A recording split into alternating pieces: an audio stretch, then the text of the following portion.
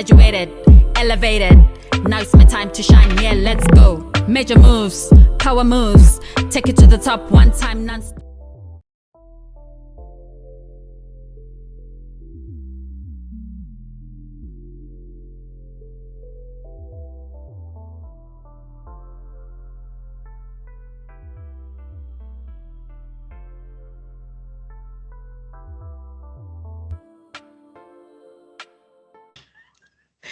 Well, because I'd be inciting violence and hate speech, you know? Well, I can help you. I think Sarafina is a good signpost. I swear Whoopi Goldberg touches on that slightly before she disappears.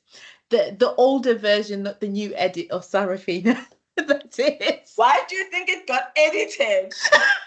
Well, do you know what? I can't speak on Hollywood. But I can So say yeah, that's we're the older constantly version. editing. We're editing because we want to fit into the sanitized histories. So when are we going to start teaching the real history? I mean, the issue here, I think it's the Western norms or even the philosophies, like you were mentioning Ubuntu. Ubuntu is a philosophy of the is it the Bantu people, essentially in terms of the different clans and tribes, etc.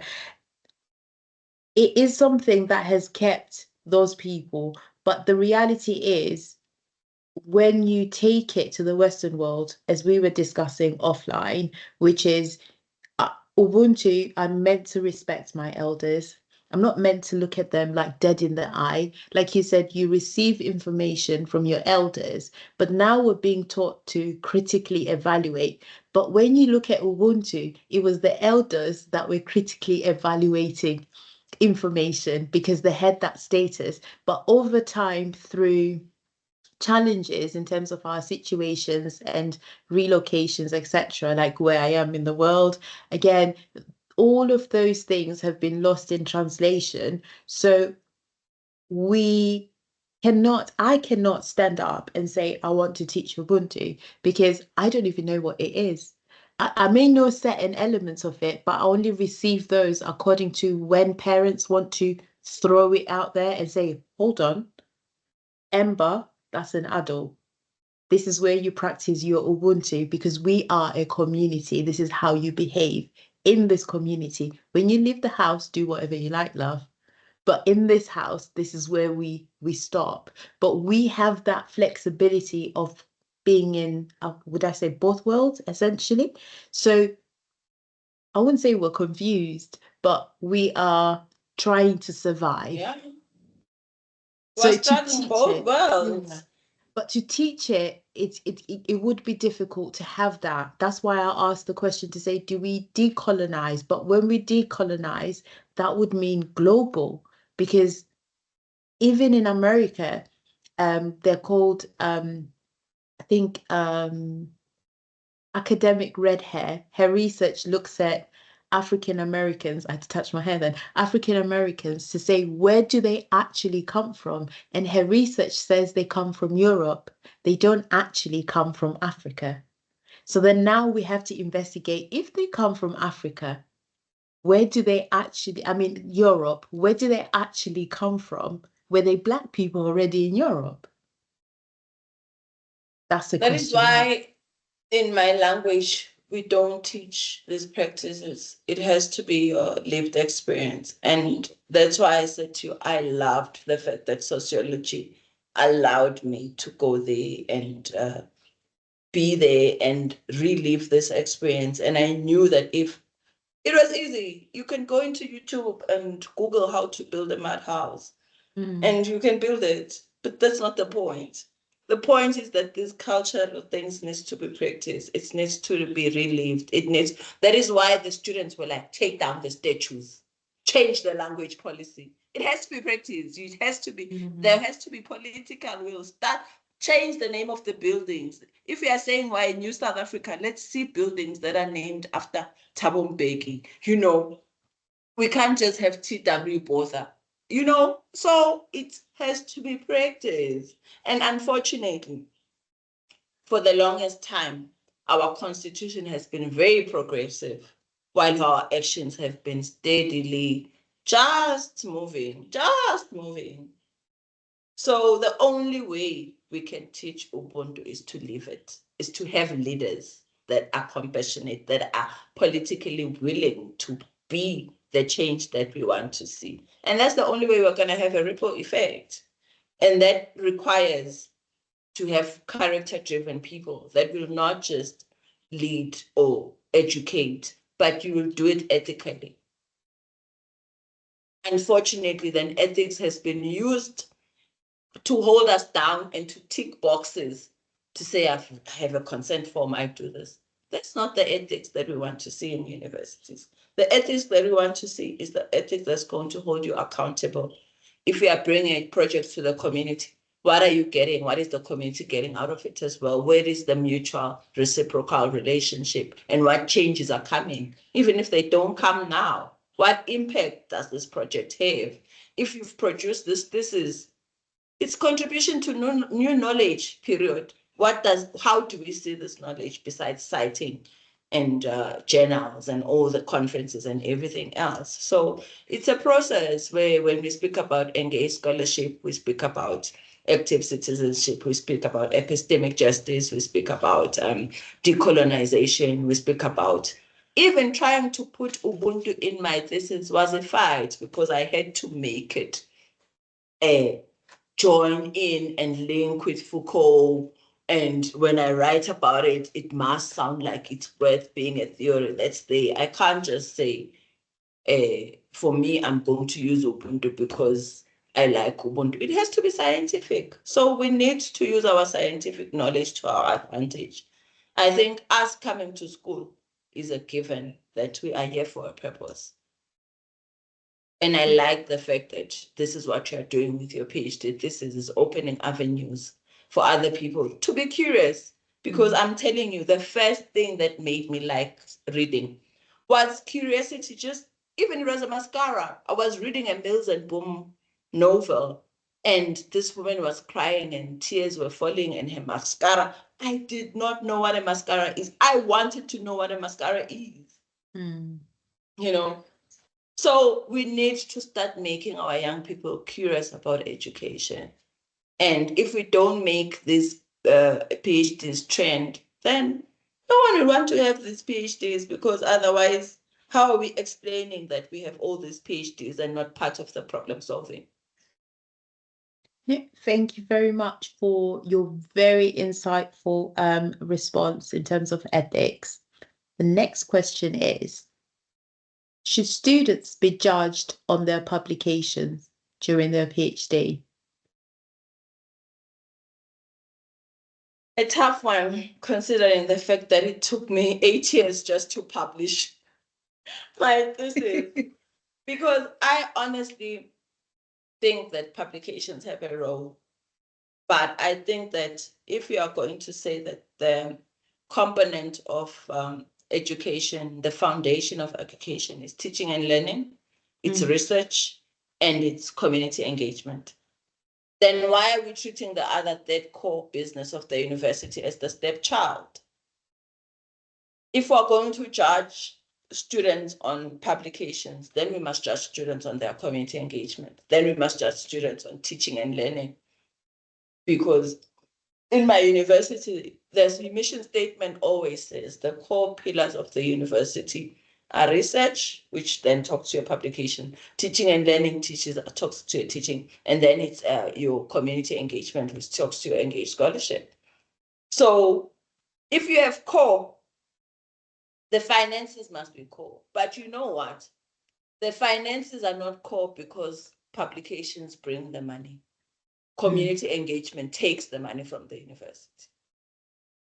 So that is why then the neoliberal university then prioritizes publish or perish, because this is what brings in the money. But now are we turning our universities into being capitalist universities as well? Because teaching and learning, you pay for your teaching and learning. Publications give you money. When you go to the communities, you are the one spending the money. So for me, that's the politics that I picked up from my findings. It's not even me. It was my champions for community service saying that we need to give respect the way it's due. We need to treat the core pillars of academia the same way so that we are judging holistically. To say a student that writes well must also care about their university. They must also be able to teach about what they write about and to share about what they write about, right? And to be able to use it interchangeably within the three disciplines. So I think it's good that we publications matter. I think there shouldn't be an overlap in terms of this or that. No, thank you very much. The next question is, when applying for a PhD, what are the 3 things that one should consider before applying? Your passion, number one. Based on my experience, I didn't do a thorough choice when it comes to choosing community engagement. I didn't choose it. It chose me because I wanted to do race and gender, and that was my PhD proposal.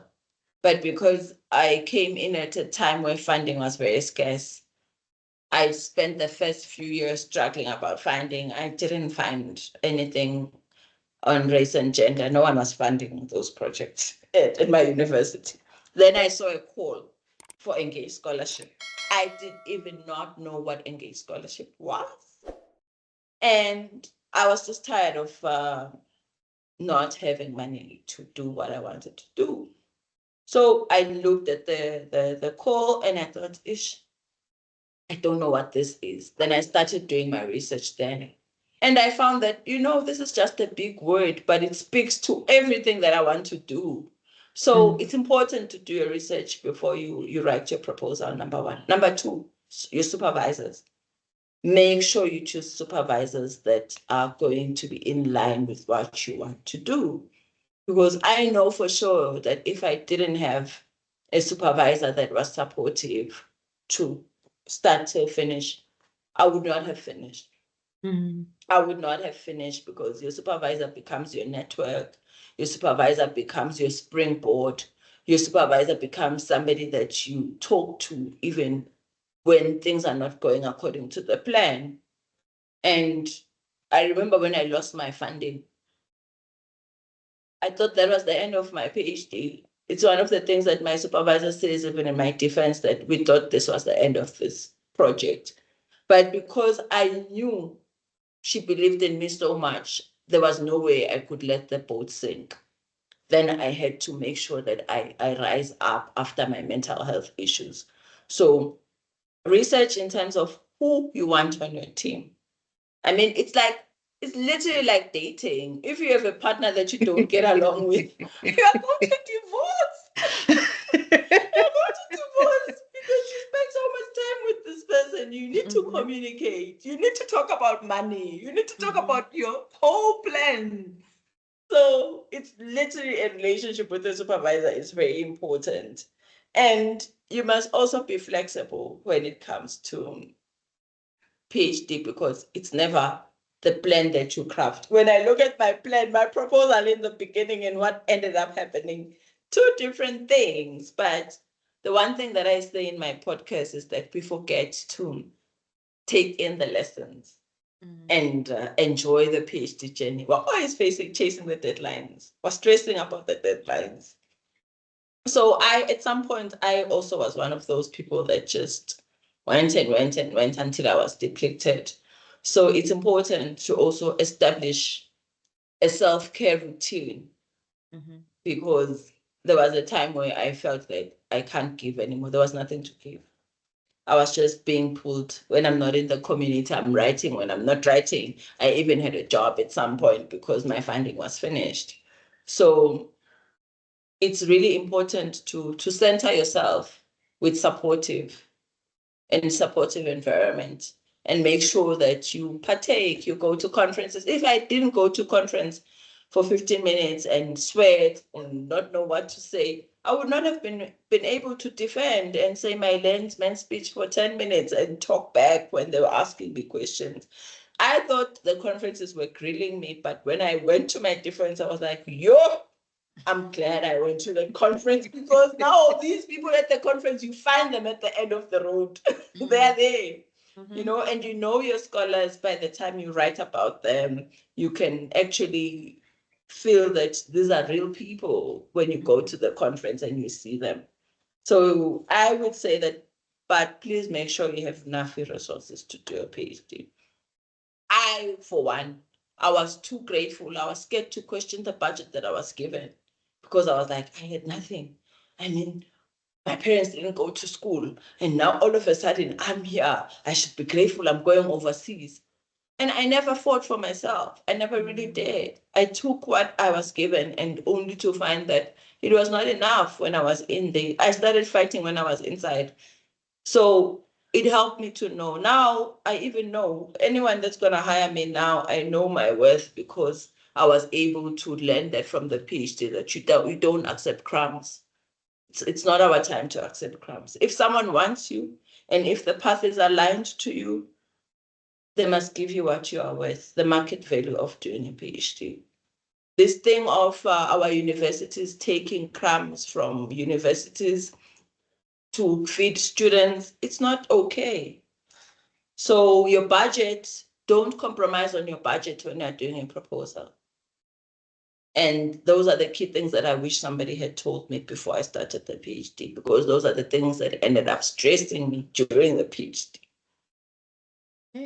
Thank you very much for being very honest, number one, reflective, and also challenging the status quo, which is the budget. Look at it. Does it make sense? Does it add up?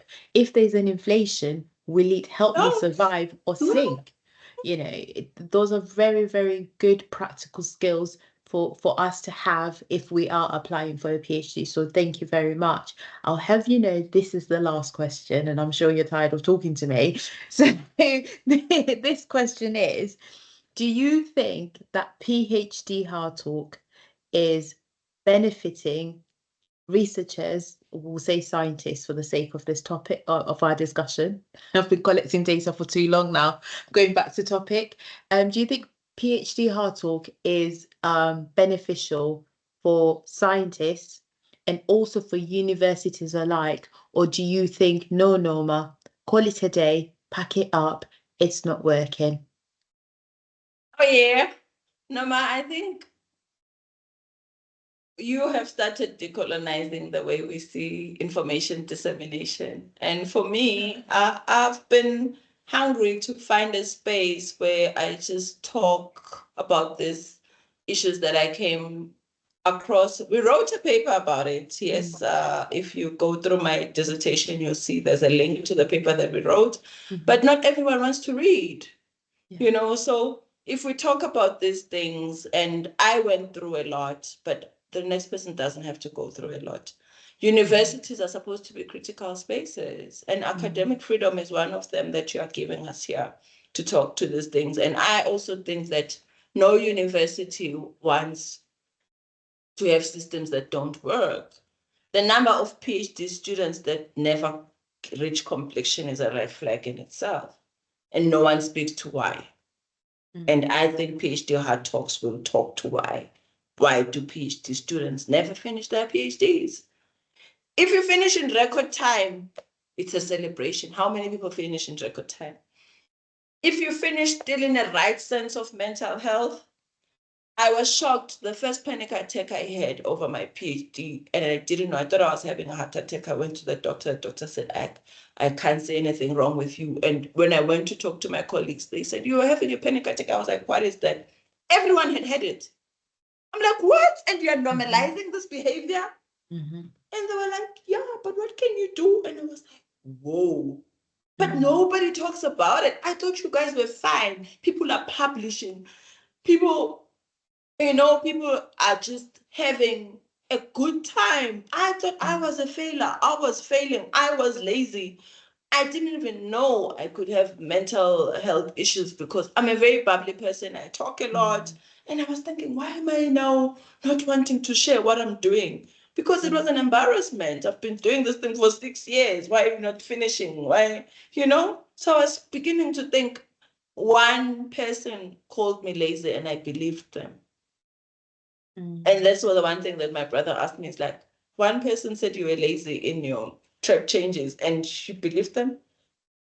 Do you think you would be here if you were this lazy person that didn't want to be here after all these years, you know? So normalizing talking about PhD hardships is breaking the stereotype that once you have a PhD, you've arrived. I thought I had arrived. Even now, the reason why I don't want to be called Dr. Bose is because people treat me differently when I say I'm Dr. Bose. If I introduce myself and I say I'm Busisiwe, I see who the real people are in the room. The ones that pay attention to me when I'm just Busisiwe, and the ones that their eyes shine now because I'm now Dr. Bose. You know, so we need to have these hard conversations that allow us to look inside and say, I said to my family, I'll never ever do a PhD again. They were like, how would you do it again? And then now I'm like to them, I'm doing a postdoc next year. They're like, what? But that's part of the learning. Like, you must be allowed to unlearn and learn and go back and say, this is what I said yesterday. Now I'm coming back and I'm re-evaluating and I'm posing and I'm critiquing my own self and I'm just confessing and I'm repenting and I'm going on again. But then just because I had a hard time, it doesn't mean that I must stop everybody else that wants. I share my journey, I'll share the positives and the negatives, but we really need to have the serious conversations about what it means to be a PhD student in current times. Thank you very much for sharing. It's very, again, to be repetitive, but it's very reflective in the sense of, I always make this joke, which is, I'm not the same woman I was yesterday. Today I'm a new person. Because the challenges that I encounter, sometimes I just become emotional and I want to throw the towel in and say I'm done. But when I wake up in the morning and I remember my passion, my excitement, why I applied, then I try again and I keep moving. Which links into what you said, the relationship that you have with your supervisor. It needs to be a good relationship in order for you to move forward. So thank you so much for your insightful talk. And for those at home, I know you're waiting. You're like, where are the details, Noma? They're all at the bottom. So if you do want to speak to, and I will say this, Dr. Busisiswe or Busisiswe without the doctor, the details are at the bottom. The link as well in terms of the thesis and the paper is at the bottom. The social media information is at the bottom. Now, what you have to remember that this video is filmed today, but it goes online in the near future, is if you contact Dr. Busisiswe and she's now busy, booked, and living her best life, please give her 7 working days to respond back to you. Don't be impatient because, sometimes when you've been through such a difficult journey, as Dr. Busisiswe has said that she would like to do her postdoc, there are new challenges that come in. With every decision we make, there are challenges. It's not smooth sailing. And that's what we tend to forget sometimes. And I applaud you in terms of your journey and for sharing so much in terms of, being a woman, being Black, and also the colorism and the lack of, well, I'll say, don't come for me, lack of effort from the government in terms of policies is still frustrating us, even still today. When I say us, I'm speaking for women in general, not me particularly, but women in general. You may correct me, but thank you again for your time today. Thank you, Noma. I just want to say that for me, this is a pocket of hope because what kept me going throughout the season is the joys of knowing that I'm living my passion and I am going to be the change that I want to see. And the women that held my hand, they gave me so much hope. And the women that I've seen go through the struggles and soldier on have given me pockets of hope. Every time when I thought about throwing in the towel, something magical happened, even if it was tiny, such as an ex-student of mine reaching out and saying, ma'am, I remember how you did this and this is what happened. Now I have a job. I remember I was in the train one day and the student said, do you remember me? And I was like, no. She said, I work now. You are my favorite lecturer. And I said, yes. If someone knew they had one Black favorite lecturer in a predominantly white university, that for me is justice there. So I think that each and every one of us have their own way of expressing their pockets of hope. But this PhD journey has definitely been mine. Thank you.